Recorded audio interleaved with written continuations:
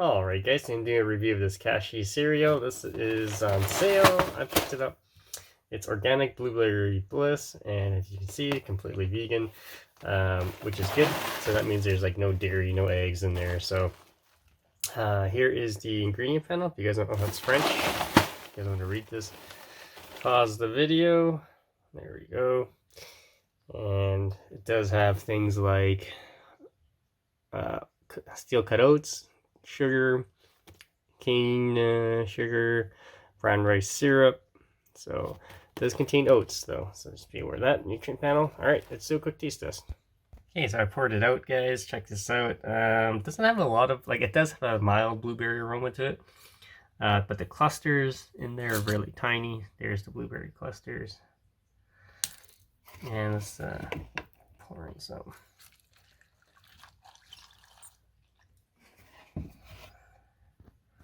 Alright, taste this time.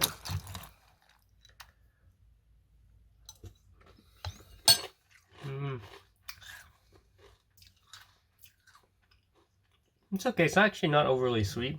But like I said, the blueberries are mildly there. Alright guys, stay tuned for more videos.